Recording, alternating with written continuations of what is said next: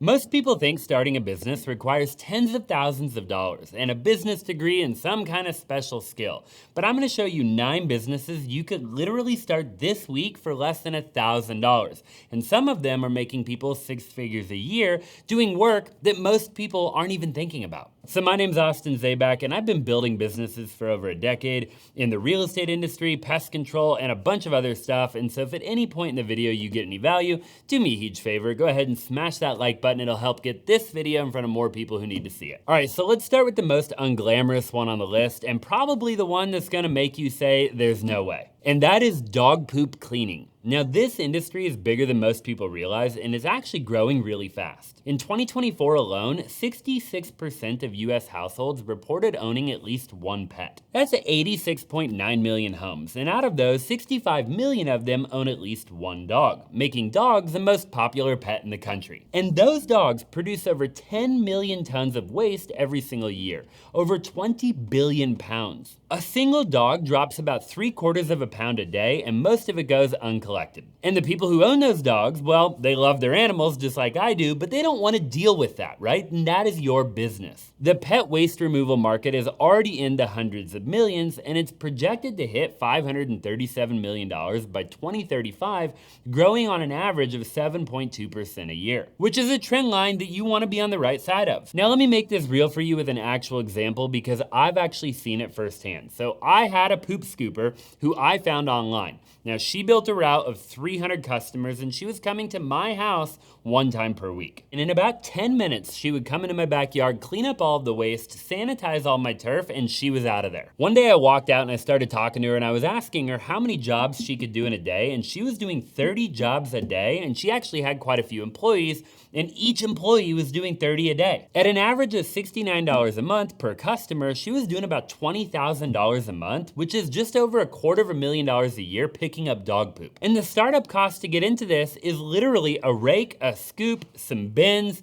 maybe to store your waste, disinfectant bags, gloves, and a reliable car with a little bit of storage to haul it all out of there. So all in, you're looking at probably about $500 to get started. And there is almost no business on earth with that kind of return on that kind of upfront investment. And the real power here, if you know anything about it, is the recurring revenue model. These aren't just one-time jobs. Customers pay you every single month recurring. You're going to the same yard, the same route, and it runs like clockwork. You build your route tight, optimize it by the neighborhood, and you either scale by adding more scoopers like she did, or you run a lean solo operation and you clear some serious cash. Is it unglamorous? Of course it is, but it's recurring and it is scalable. The jobs that nobody wants are almost always the jobs that are worth doing. The second one has become super popular, and that is power washing. And what if I told you that you could take $1,000 investment and build a business that does over 100 grand a month? That is exactly what happened with a guy that I know personally. Before starting his pressure washer business, he was a financial advisor, and he heard how consistent the demand was in pressure washing.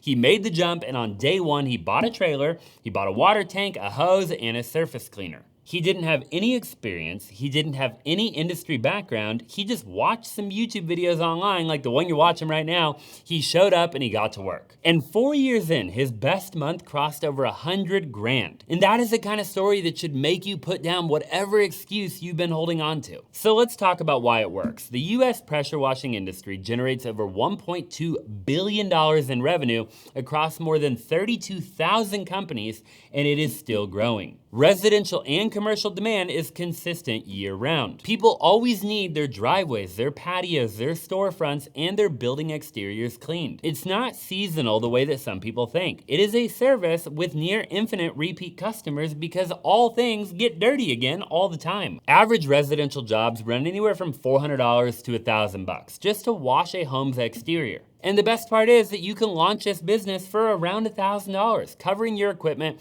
and even picking up used gear to keep costs down. With a pressure washer, a surface cleaner, some hoses, and some basic marketing, you can be running jobs within a week after you decide to start. And there is another angle, and that is potentially looking at trash can cleaning. So think about this. You're already at the house. You already have the equipment, the water, and the cleaning solution. The customer's trash cans are literally sitting right there.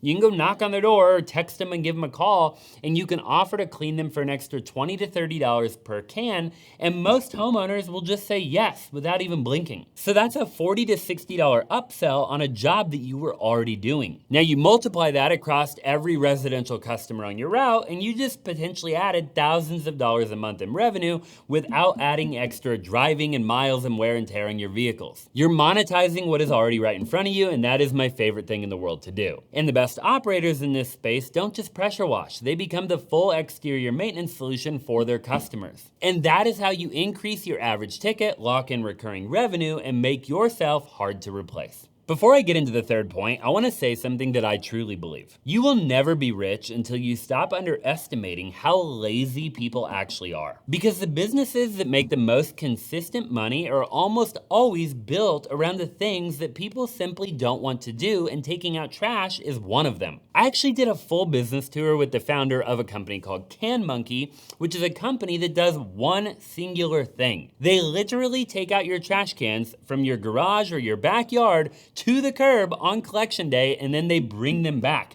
That is the entire service. And the idea started with one simple observation. The founder was walking his dog one night when he watched his neighbor pull up in his Mercedes, drive straight into the garage, and leave the trash can at the end of the driveway. He thought, if I don't want to do this, neither does my neighbor. And that one observation turned into a very profitable business. And that same founder told me that they had over 4,000 active subscriptions across 18 states, with over 500 runners taking out and doing those routes. And they charge $49.99 a month per property, and that covers trash and recycling going out and coming back every single week. At 4,000 active subscriptions, that is $200,000 a month in recurring revenue from literally rolling out people's trash can to the curb. And the churn rate on their homeowner subscribers is less than 1%. So once people have this service done for them, they never go back to doing it themselves. It's that same psychology as the poop scooper business. Once somebody does it for you and you enjoy the luxury of not hassling, you literally forget about the cost on your credit card statement. Now think about this from a startup perspective. You don't need a truck, you don't need special equipment, you literally need a neighborhood, a schedule, and the discipline to show up every week. Think about who actually needs this service. We're talking elderly residents who can't manage heavy cans in hot or cold climates potentially. People with second homes who want it to look like somebody's living there for security reasons, and busy families who don't just want to deal with it. Also, Airbnb and short-term rental properties where somebody has to take the cans out in between guests staying in their home. And every single one of those has a problem, and you are the solution. Okay, the fourth business is one of my favorites. People will always accumulate stuff, right? They move, they renovate, okay? They downsize, they clean out their garage that they haven't touched in a decade, and when they're ready to get rid of it, they don't want to deal with it, okay? They want somebody to show up, load it, and make it disappear. And that is junk removal. And the opportunity here is actually pretty massive. So the US waste collection services industry is expected to surpass $90 billion in annual revenue by 2030. So this isn't really a niche. It is a massive recession-resistant market with room for small operators to carve out serious income in their local area. For a single junk removal vehicle, you can realistically generate $500 to $1,500 a day. Jobs are priced typically by volume, so you show up, you quote the job on the spot, and then you load all that stuff and you get paid. There's not really any invoicing or getting paid 30 days later. You get cash in hand as soon as you're done with the job. And the average cost of a junk removal job is anywhere between $250 to $300 for a standard load. Now here's what I love about this business from a startup standpoint. The barriers to entry are really low. The startup costs are pretty modest and the overhead is minimal. And if you already have a truck, you're halfway there. The real way to crush it in junk removal is just through relationships, okay? Think real estate agents, property managers, estate sale companies, contractors. These people have a consistent stream of properties that need to be cleared out. Landlords and property managers alone rely heavily on junk removal companies to clear out units between tenants. And with the average apartment turnover rate in the US sitting around 40 to 50% annually, that is a steady, reliable pipeline of work. And the best part of the business is how simple the growth model is. You start with one truck, maybe a trailer, and yourself, and when you get busy enough, you add another truck, you add another driver, and you rinse and you repeat. You don't need a complicated strategy. You just need to outwork the competition and market yourself and your business in a way that your competition is not. Number 5 is one that I do not see a lot of people talking about, and that is solar panel cleaning. Most people see solar panels and they think clean energy, but what they don't think about is who's actually cleaning those panels, and that is the opportunity.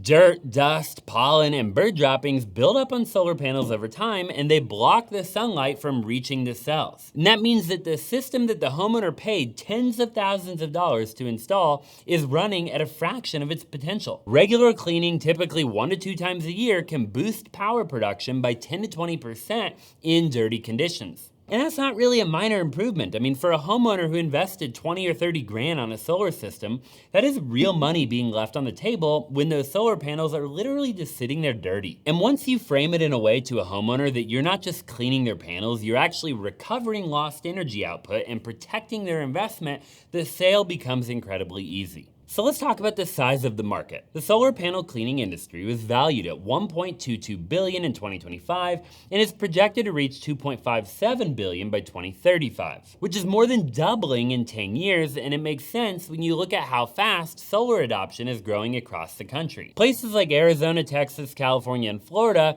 are markets that are absolutely loaded with solar panels on residential and commercial rooftops, and of those homeowners and commercial building owners, they have no idea that this is a service that even exists. The startup cost is one of the lowest on the entire list. You need a soft wash system or a low pressure hose setup, a squeegee, a water fed pole, and some basic cleaning solution. You can get started for like $500 to $800 and you really don't even need a truck or anything like that. You just need a vehicle to get there. And in most states, there is no license required to do the work. The business model itself lends perfectly to recurring revenue, because you can sell customers on a 2-time per year cleaning package. Bill them automatically, show up, do the work, and move on to the next roof. This is one of the most underserved, fastest growing home service niches available right now. The demand is there and the competition is still so thin, so you can get in before the market is super saturated. Window cleaning is one of those businesses that looks too simple to be taken serious, and that is exactly why you should probably jump into it, because most people overlook it. Competition is relatively low and the revenue gets left on the table. So every home, business, storefront, and office building have windows, and almost none of those owners want to deal with cleaning them. It's one of those tasks that kind of sits on your to-do list forever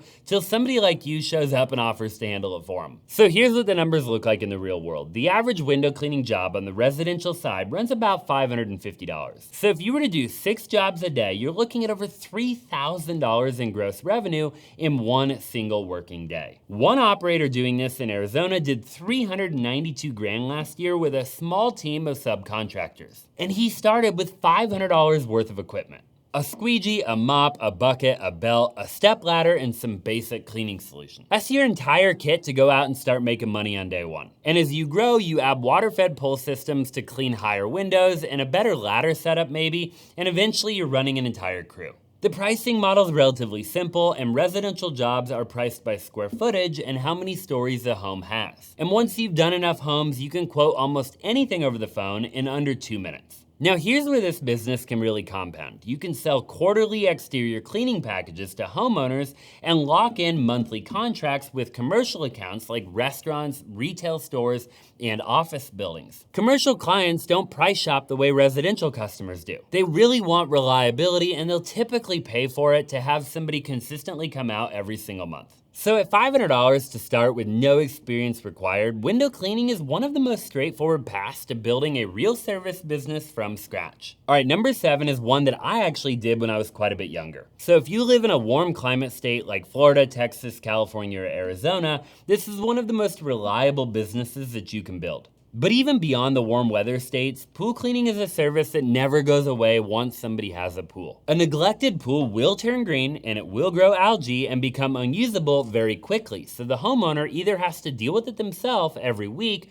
or they have to pay somebody like you to handle it. The pool cleaning and maintenance service market was valued at $26.77 billion in 2025 and is projected to reach just under $40 billion by 2030, growing at about 7.5% annually. And North America is the largest market and the demand keeps climbing as more residential pools are built and homeowners are increasingly preferring to outsource the upkeep entirely. So here's what the business model actually looks like. You show up once a week, you skim the surface with a net, you brush the walls of the pool, you'll sometimes vacuum the floor of the pool, and you'll make sure that the pool looks clean and clear. Besides doing that and then adding chemicals depending on what the pool needs, that really is the core service. Most residential customers pay anywhere from $100 to $150 a month for you to come out every week. And the startup cost is, again, one of the lowest on the list. I mean, all you really need is a net, a brush, a vacuum, a head, and a pole, and it'll run you a couple $100.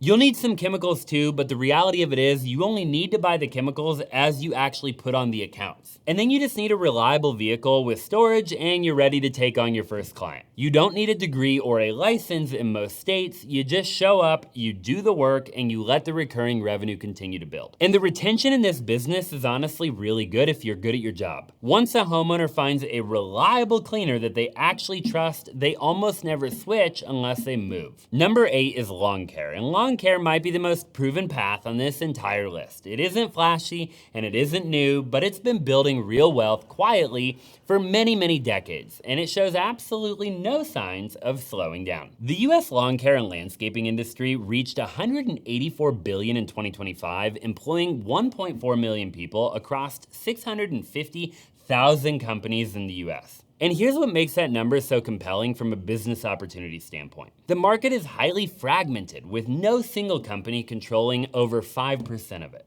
which means there is no Walmart of lawn care dominating your neighborhood. According to the National Association of Landscape Professionals, the typical lawn care company serves around 355 customers. And it all starts with one mower and one route. The average household spends about $600 a year on lawn care. And if you multiply that across a single neighborhood, you're looking at hundreds of thousands of dollars within a couple mile radius of where you live. And that money's already being spent. The question is whether it's going to you or to somebody else. If you do 8 to 10 lawns a day, you're generating $400 to $750 a day in revenue solo. Last and certainly not least is mobile detailing. Car detailing, and specifically mobile detailing, is one of those businesses where the barrier to entry is so freaking low it almost doesn't feel real. You literally don't need a commercial space, you don't need any employees, you don't need really hardly any equipment. You just drive to the customer and you detail their car in their driveway and you get paid. The global car detailing industry is projected to surpass $58 billion by 2030, growing at nearly 6% annually. And mobile detailers consistently achieve 60 to 80% gross margins, which are some of the highest in any service business on the list. And here's why mobile detailing works so well as a startup. You're selling convenience as much as you're selling a clean car. Busy professionals and luxury car owners, or even families that own multiple vehicles, they don't want to drive somewhere and wait. They want you to show up at their house or their office while they're either working or sitting on the couch at the weekend, and that convenience commands a premium and people pay it without hesitation. So depending on where you live, you can charge $50 to $100 for a basic wash. And if you upsell them, or if they have a luxury car and you're doing a wax or a buff or polishing or doing a deep clean on the car, you can charge $200 to $400. And if you position yourself in an affluent market, your average ticket will go up significantly. So if you do 3 high-end cars a day, you could clear $1,000. So I just gave you 9 different businesses that you could start in 2026 with less than $1,000 with no degree, and a lot of them without a license, and you could make 6 figures or multiple 6 figures literally this year. And the only thing that separates the people who watch videos like this and actually go out and make it happen are the people who just take action. They're the people who like the video, subscribe on the way out, and then go take action and start the business. But in all seriousness, if you want more content like this, comment down below what you liked in this video, which business you think you might start in 2026, or maybe you already own one. I'd love to interact with you in the comments down below, and I'd love if you subscribe to my channel so you could catch more videos like this in the future.